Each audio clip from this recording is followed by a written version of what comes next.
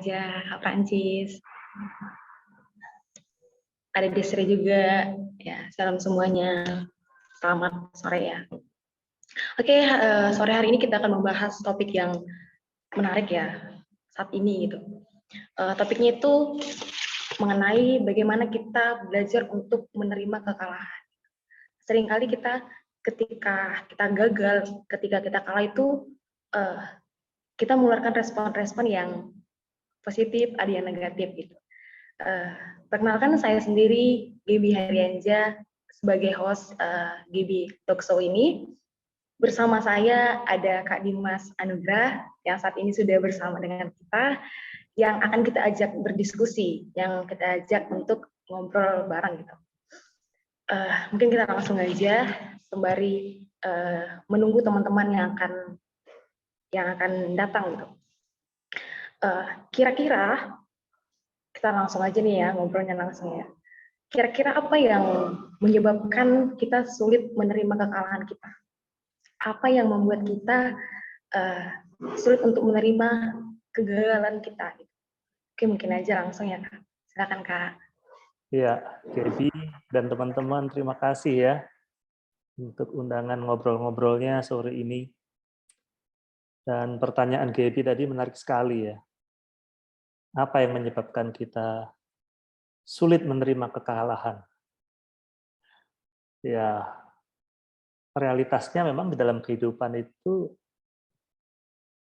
yang jelas tidak selalu semua terjadi seperti yang kita mau.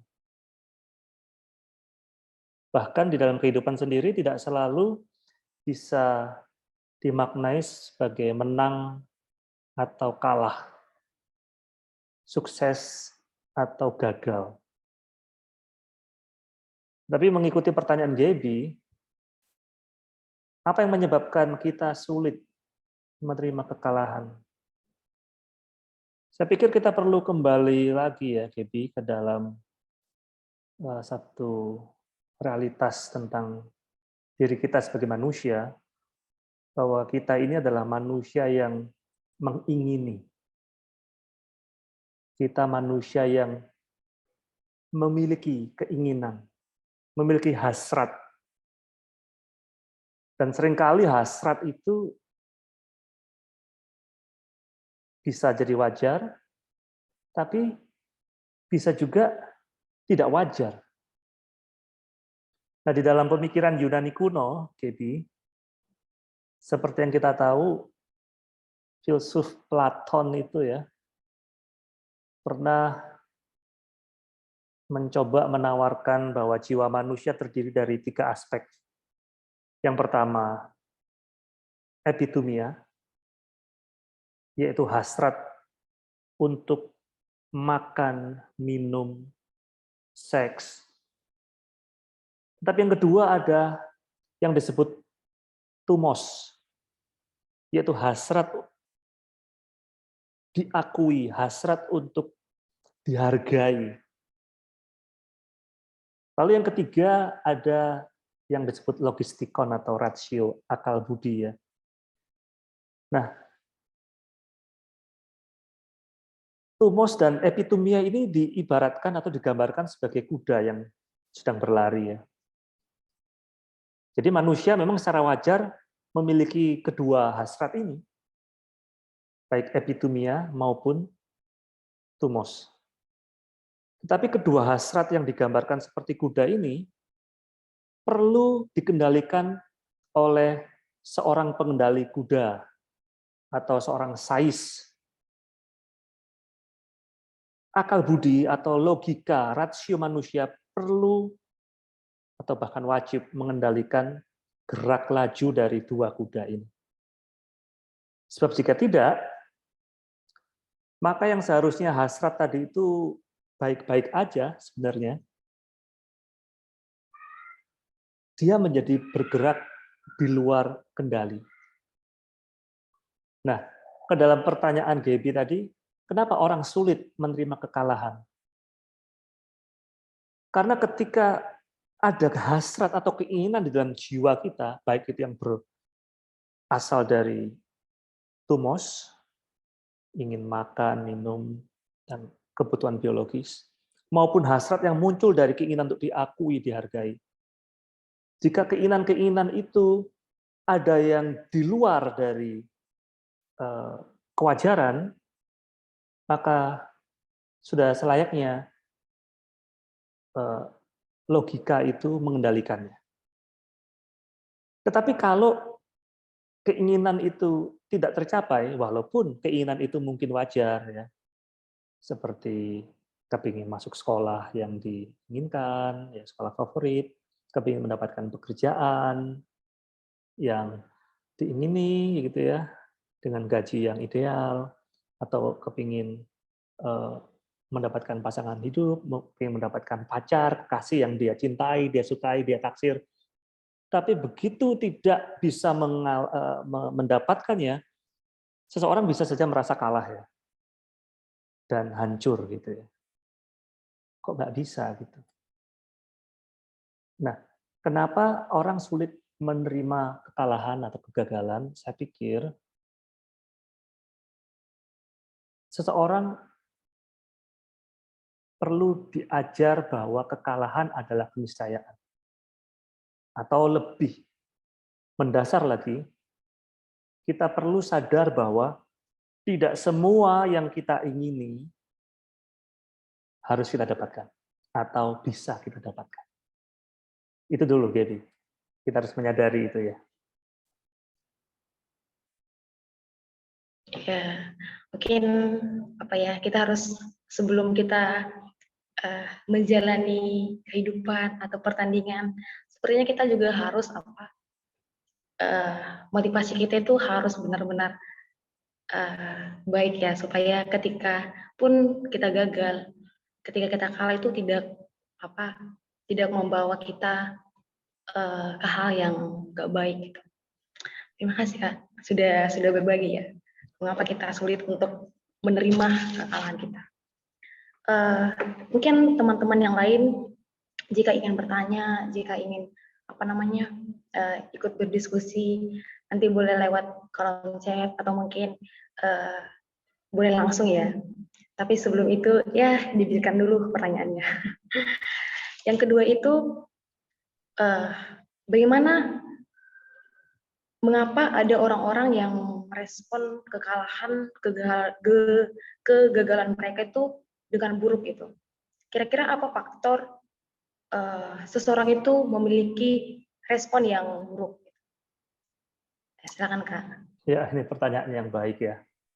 Mengapa ada orang-orang tertentu yang merespons kegagalan atau kekalahannya dengan respons yang buruk atau tidak elok, ya.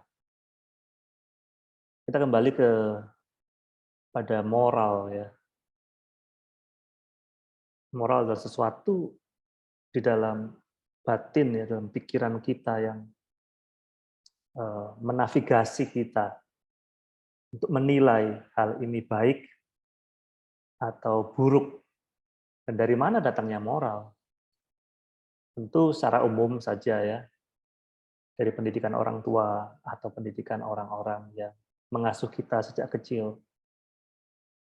Di dalam realitas, ya, moral itu tumbuh dari selain pengajaran atau pendidikan orang tua, dari pengajaran agama, dari lingkungan juga, ya, dari sekolah.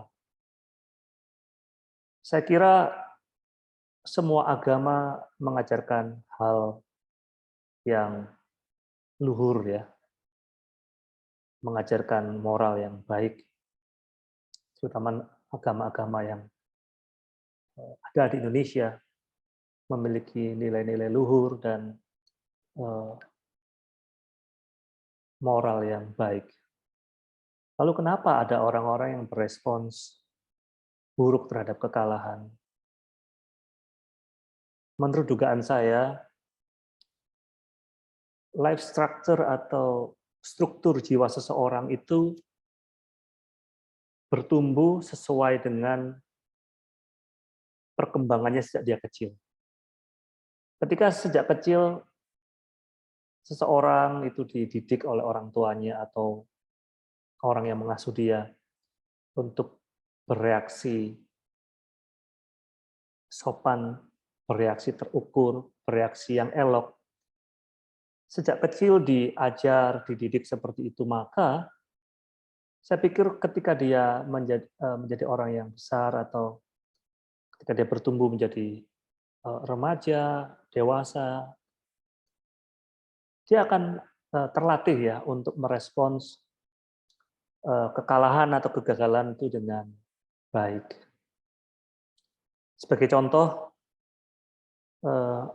orang tua saya mendidik saya untuk melihat realitas kehidupan ini tidak selalu seperti yang kita mau. Saya sejak kecil dididik oleh mama saya bahwa tidak semua yang saya mau bisa saya dapatkan. Entah itu mainan, entah itu makanan, uang. Kita tidak bisa mengontrol orang-orang bereaksi seperti apa kepada kita. Dan sejak kecil, orang tua saya mendidik seperti itu ya. Sehingga ketika saya beranjak dewasa, sampai sekarang ini, saya merasa kalau ada hal-hal yang membuat saya merasa tidak enak hati gitu ya, saya teringat gitu, kalau apa yang akan saya responi ini baik atau enggak. Seumpama ketika ingin masuk universitas yang saya mau gitu, ternyata tidak kesampaian. Atas apa yang harus saya sikapi? Gitu. Apakah mau merajuk, ataukah mau berbuat destruktif? Itu adalah pilihan saya. Dan bagi kita semua yang di sini, teman-teman yang ada di sini ya, Gaby dan teman-teman, kita semua tentu pernah mengalami seperti itu ya. Ada kekalahan dalam hidup kita, kegagalan dalam hidup kita. Ada keinginan-keinginan yang kita tidak capai. Atau bahkan dalam tanda kutip, sebuah kompetisi kita kalah dari rekan kita, dari orang lain. Nah, kita punya pilihan gitu ya. Kita ingin bereaksi negatif, atau kita ingin bereaksi positif. Saya bukan seorang yang sudah sempurna, tentu. Saya seperti Gaby dan teman-teman lain di sini. Kita semua sedang belajar untuk berespons yang terukur, yang elok ya terhadap kekalahan. Tetapi pertanyaan Gaby tadi, mengapa ada orang-orang tertentu yang berespons buruk?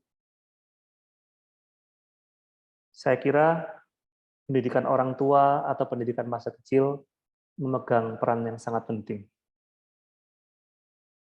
Sehingga ini menjadi satu undangan bagi kita semua, bagi orang tua juga untuk mendidik putra-putrinya,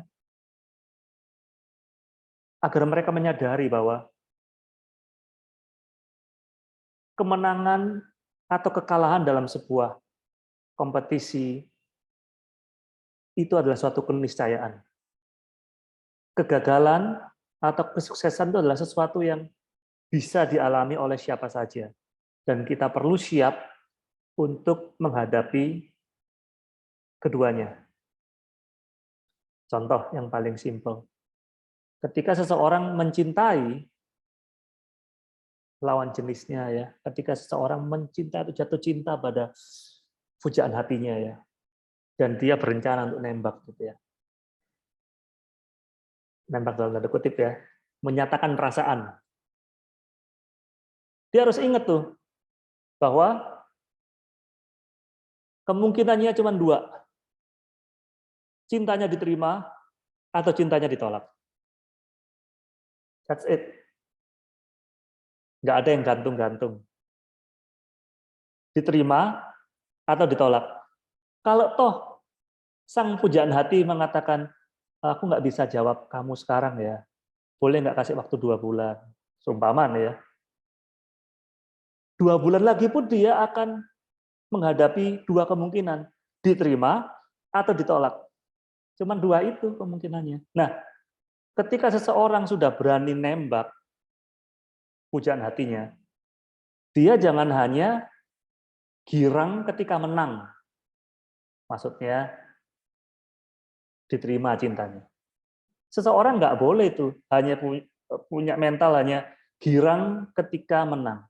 Tapi dia juga harus bisa ramah ketika kalah. Maksudnya cintanya ditolak gitu ya. Jangan sampai cintanya ditolak lalu dia benci sama orang yang sebelumnya dia taksir. Itu bukan mental yang baik ya.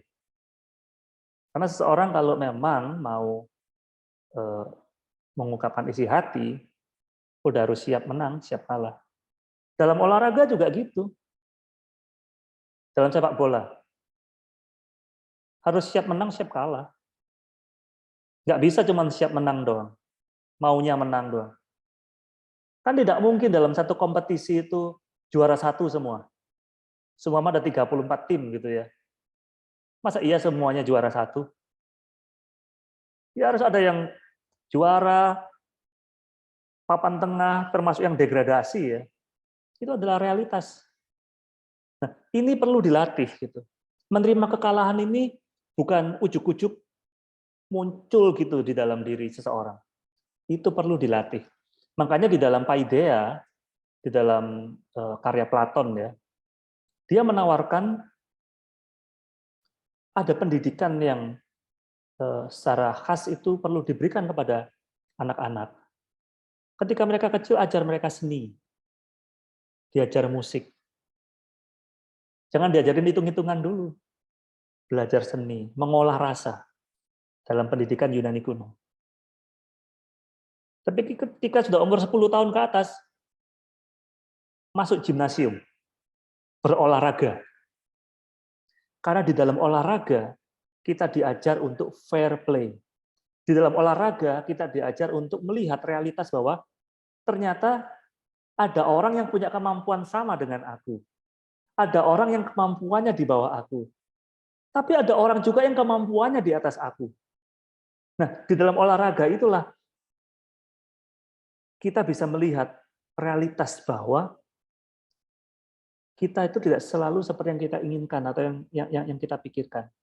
Di dalam olahraga kita diajar untuk bisa menerima kemenangan, menerima hasil seri, termasuk juga menerima kekalahan.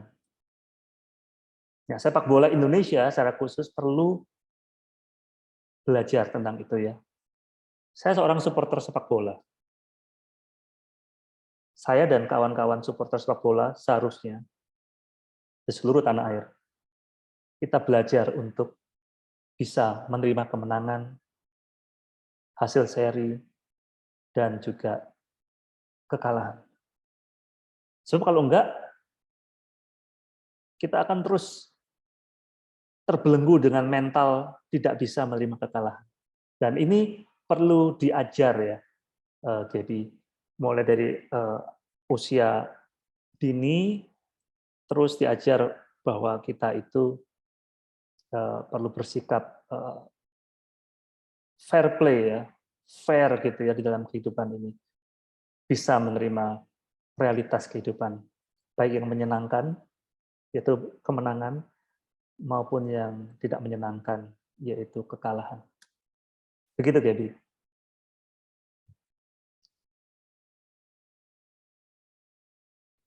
Oke, terima kasih banyak Kak.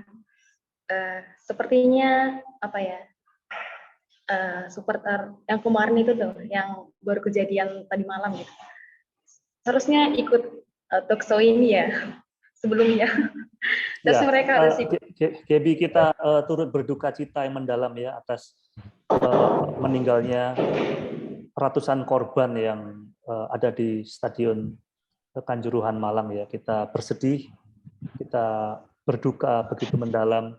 Semoga tidak ada kejadian serupa ya di pertandingan olahraga di tanah air ini, terutama di dalam sepak bola ya.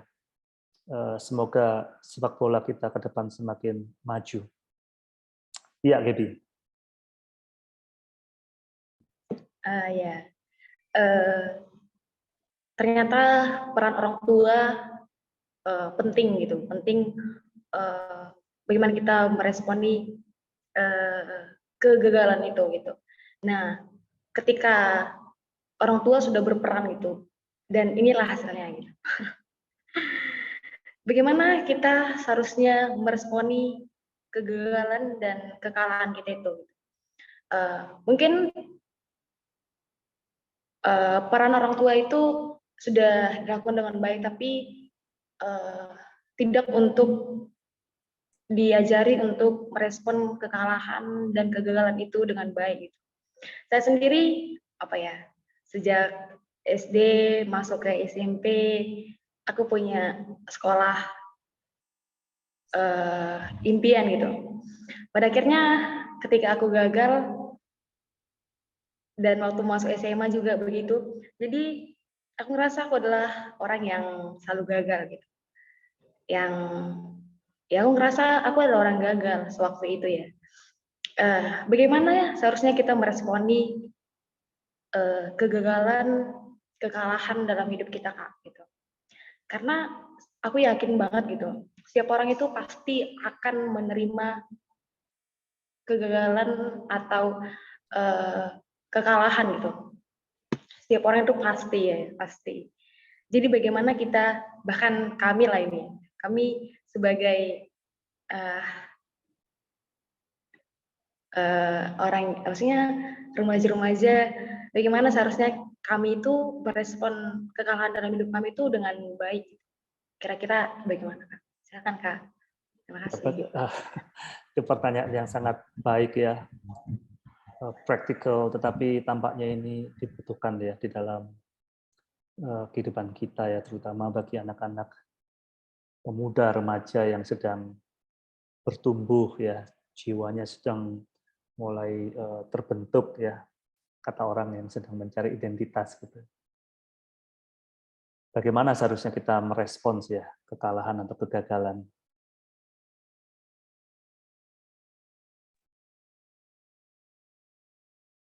Pertama, saya ingin mengakui bahwa menerima kekalahan itu bukan perkara mudah atau susah. Menerima kekalahan itu adalah suatu perjuangan. Apalagi jika kekalahan itu menyangkut harga diri, menyangkut keinginan kita untuk diakui. Itu perjuangan. Maka dari itu pernah terdengar atau masuk di dalam berita ya beberapa tahun lalu bagaimana seorang calon anggota legislatif gagal masuk ke parlemen sedangkan dia sudah mengeluarkan banyak uang kampanye dan dia menjadi gila. Dia tidak bisa menerima kekalahan. Tidak bisa menerima realitas. Dan ini bukan hanya terjadi dalam kontestasi politik. Ini terjadi dalam segenap aspek kehidupan manusia. Yang di dalamnya bisa saja orang melihat ada kegagalan dan kesuksesan, ada kekalahan dan kemenangan. Jadi itu yang pertama, tidak mudah atau tidak susah, tapi perjuangan. Lalu yang kedua, karena perjuangan ini sometimes ya, terkadang begitu berat buat kita untuk menanggungnya. Kita merasa kekalahan ini memalukan gitu ya. Lantas bagaimana? Sadari dua hal. Satu, bahwa tidak semua hal bisa kita kendalikan. Tapi yang kedua, ada hal-hal yang bisa kita kendalikan. Contoh, ketika puluhan ribu lulusan SMA mencoba memasuki perguruan tinggi negeri favorit di Indonesia, yang diterima hanya berapa persen? Yang diterima senang dong, Kita nggak bahas yang diterima karena mereka senang. Tetapi bagaimana yang tidak lolos? Tidak masuknya seseorang ke perguruan tinggi negeri favoritnya itu di luar kontrol dia. Sekali lagi, tidak masuknya seseorang ke perguruan tinggi negeri favoritnya itu di luar kontrol dia, di luar kendalinya. Dia nggak bisa ngapa-ngapain. Tapi ada hal yang masih di dalam kendali dia. Apa itu? Suasana hati. Dia bisa mengontrol itu. Aduh, aku nggak bisa masuk universitas ini. Padahal aku udah belajar, aku udah ikut bimbel, aku udah ikut tes di kota lain, berjam-jam ke kota itu, kehujanan, kepanasan, ngantri, dan lain sebagainya. Tapi gagal. Dia nggak bisa kontrol itu. Yang bisa dia kendalikan adalah suasana hatinya. Saya mohon izin ya untuk mengutip seorang misionaris besar di abad pertama ya, bernama Rabi Saulus ya, atau yang dikenal juga sebagai Santo Paulus. Dia ketika di penjara, tangan terbelenggu, dia punya 1001 alasan yang sah ya untuk membuat dia itu bad mood, sedih, mengeluh. Tetapi ketika dia di penjara, justru dia menulis surat kepada jemaah di Filipi dengan kata-kata yang indah. Bersukacitalah senantiasa. Bersukacitalah senantiasa. Loh, ini yang ngomong orang di penjara loh.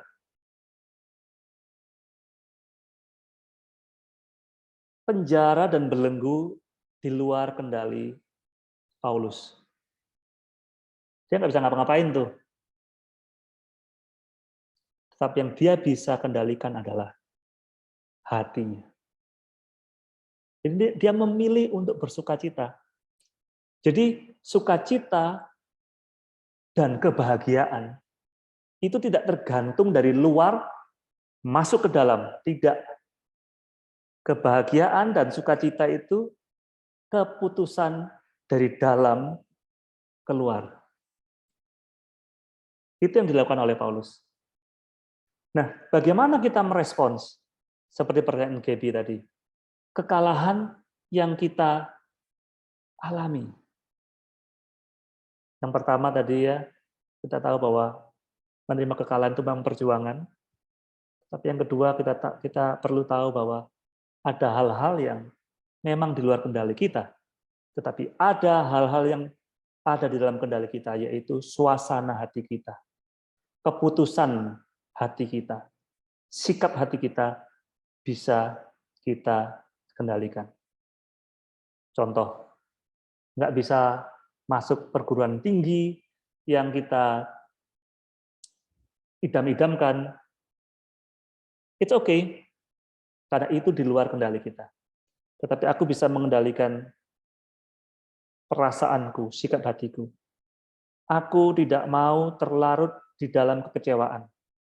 Hidupku harus terus berjalan, walaupun aku tidak masuk ke dalam PTN yang aku idam-idamkan. Cintanya ditolak, itu di luar kendali dia. Tetapi hidupku harus tetap berjalan dengan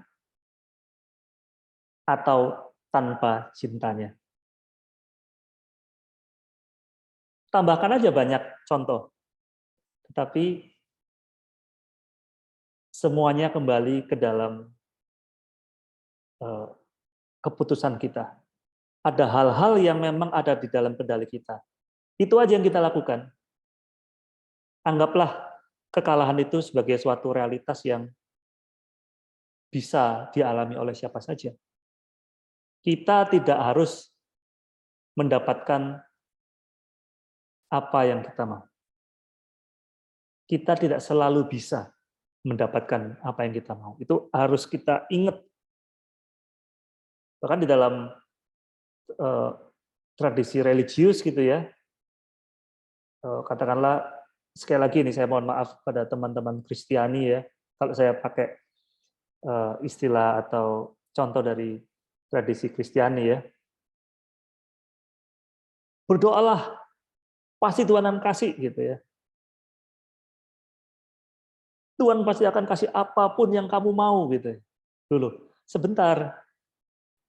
Kalau Tuhan memberi yang kita butuhkan, ya itu pasti. Memang ada dalil-dalilnya ya, Tuhan memberi yang kita doakan gitu ya. Bahkan kita diajar untuk berdoa. Tapi jangan lupa bahwa setiap doa kita itu pasti dikabulkan Tuhan jika sesuai dengan kehendak Tuhan. 1 Yohanes 5 ayat 14. Doa kita pasti dikabulkan jika sesuai dengan kehendak Tuhan. Ya, jadi sebagai orang yang beragama, dalam hal ini dalam tradisi Kristiani ya, kita nggak bisa tuh maksa-maksa Tuhan seakan-akan Dia akan memenuhi semua yang kita mau, yang kita doakan. Realitasnya kan nggak kayak gitu. Iya toh. Realitasnya kan ada hal-hal yang memang kita doakan dan itu tidak sesuai dengan kehendak Tuhan, makanya Tuhan nggak kasih. Jadi semacam perenungan sederhana saya. Jadi itu Gaby. Oke, terima kasih banyak Kak. Aku sendiri sadar betul ya, bahwasanya ada hal-hal yang di luar kendali kita, ada yang bisa kita kendalikan gitu. Saya bisa belajar bahwasanya ketika nantinya saya akan mendapat kekalahan atau kegagalan, saya juga mau tetap mengontrol perasaan saya gitu, supaya tetap baik gitu.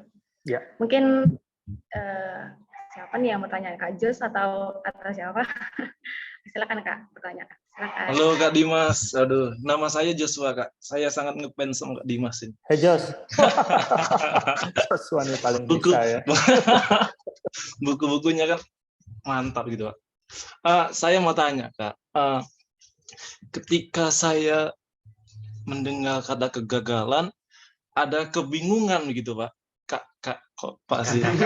Kak di benak saya begitu. Ketika yang lalu ya, kalau saya cerita awal saya SMA kelas 3, saya ingin masuk PTN gitu Kak. Walaupun itu sedikit terpaksa. Tetapi ketika saya coba PTN dan tidak lulus, ada rasa sedih gitu. Tapi ketika saya masuk teologi, tingkat 1, tingkat 2, tingkat 3, saya malah senang, malah happy gitu di teologi. Dan saya coba bertanya, apakah kegagalan itu ketidaktahuan kita tentang masa depan gitu Kak? Karena ketika saya masuk teologi, saya malah menemukan jati diri saya dan saya merasa, oh saya di sini nih gitu.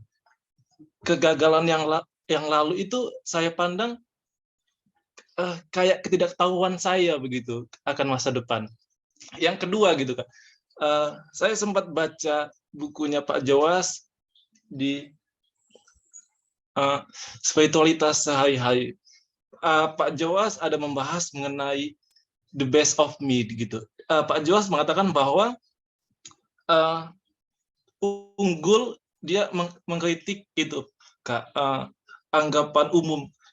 Dia katakan unggul itu bukan ngomongin saya lebih baik dari dia gitu, tapi ketika manusia unggul itu membicarakan bahwa saya itu menjadi lebih baik versi diri saya. Dan masalahnya bahwa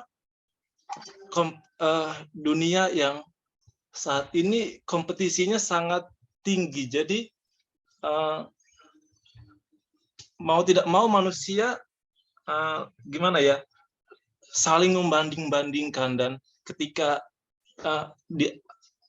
ketika dirinya kurang baik dengan orang lain, dia malah anggap dia gagal dan kalah gitu. Padahal Tuhan itu kalau kekristenan kan gitu, Tuhan itu menempatkan seseorang itu berbeda-beda dengan visi dan tujuan yang berbeda-beda gitu, Kak. Begitulah. Ya. Baik. Yosua, ternyata di teologi Joshua lebih menemukan kepuasan ya, kepenuhan di dalam batin ya. Padahal sebelumnya kan kepingin masuk PTN gitu ya.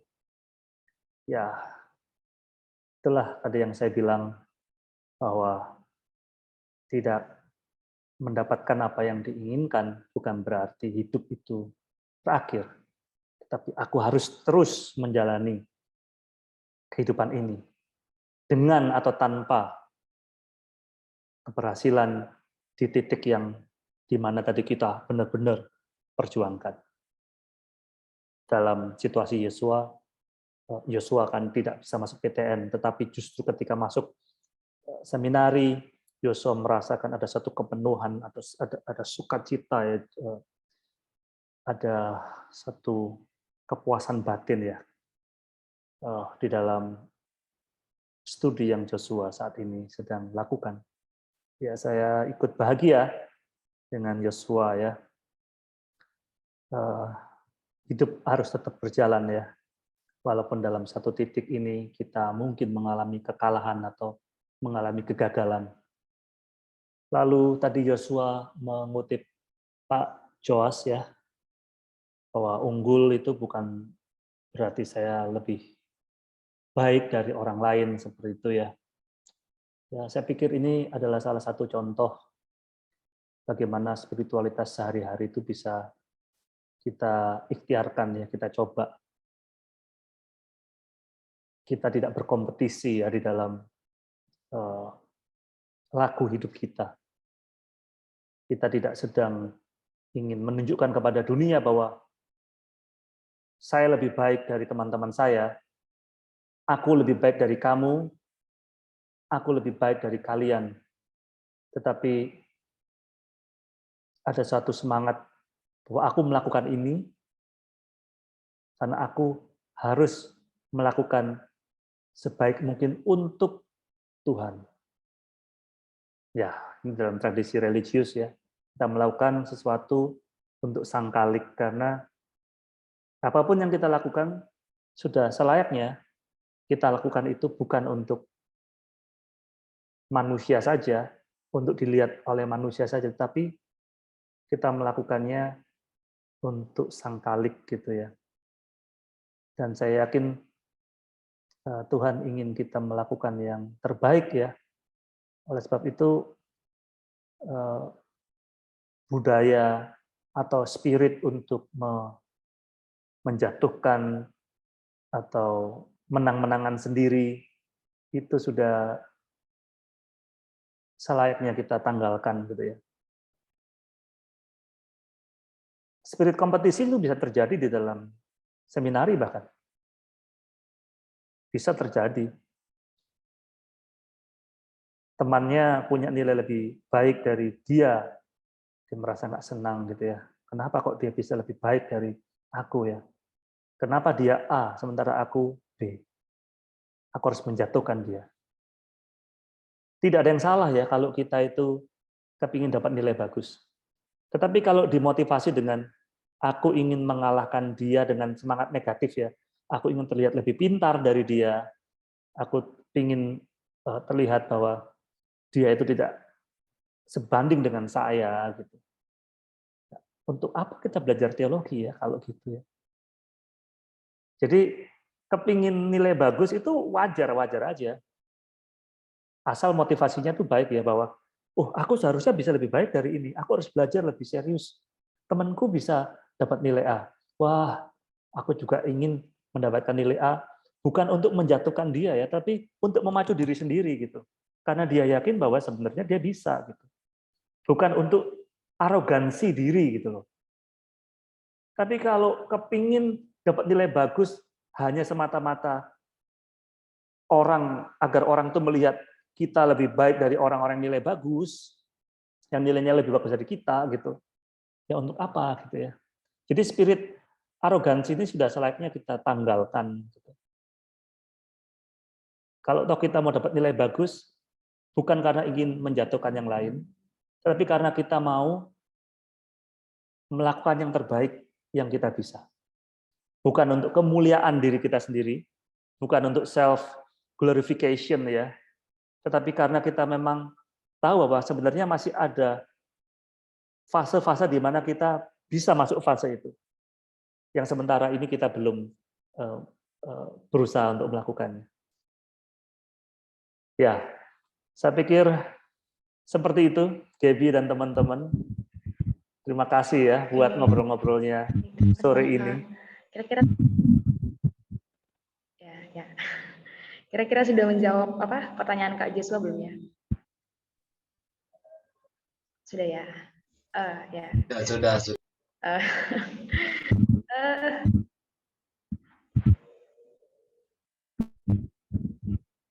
Ya, Gaby. Oke. Mungkin bisa satu pertanyaan lagi Kak? Atau tampaknya waktu kita sudah habis ya. sudah kelewat 2 menit kita. Ya. Mungkin kita bisa atur jadwal lagi ya Kak untuk sesi yang kedua. Siap. Iya. Sebenarnya malam ini pun saya sangat bersyukur bahwasanya di acara ini ada orang-orang yang sangat-sangat aku kasihi. Ya. Ada Kak Dimas khususnya, beliau juga sebagai mentor saya. Ya aku memperkenalkan Kak Dimas nih, mentor saya.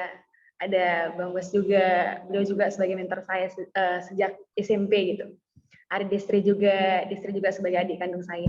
Kenalkan dia Destri, adik saya. ya, dia adik saya. Dan ada teman-teman. Ya. Baik. Sekarang masih SMA sih. Ya, saya berharap ya Kak. Saya berharap mengikuti acara ini dari awal hingga akhir, kita bisa belajar bagaimana kita dapat menerima kekalahan atau kegagalan dalam hidup kita. Kita harus yakin betul, harus tahu betul bahwasanya ada hal-hal yang memang di luar kendali kita dan ada yang dapat kita kendalikan. Dan ya, marilah kita bersama-sama berjalan dengan terus menerima, kemudian maksudnya belajar untuk menerima kegagalan, namun bukan tenggelam dalam itu ya, maksudnya tetap semangat untuk ngupgrade diri gitu, untuk tetap